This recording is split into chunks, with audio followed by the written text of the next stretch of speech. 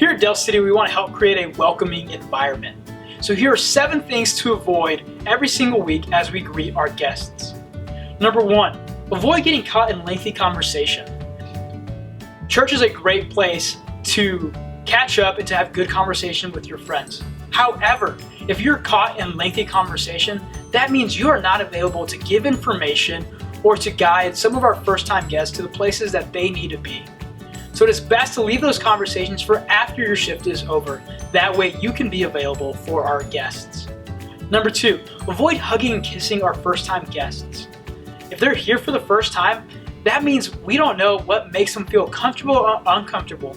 So in order to avoid this awkwardness and respect their personal space, it is best just to leave it at a handshake when they first come into the doors. That way they know that we respect their personal space and that we're also welcoming them. Number 3, avoid leaving your station. If you are giving information or if you're greeting our guests, it is important that you stay at your station. That way, if they need to be directed somewhere, they know where they need to go and the people that they need to meet. Number 4, try not to let people hanging. When people come here for the first time, they're often looking for a connection point or for children care. Whatever they're looking for, it is important to help direct them where they need to go and not just to leave them hanging. If you are not available to leave your post, then maybe find somebody that you trust that can help guide them to the place that they need to be. Number 5, being overly enthusiastic can come off as being fake.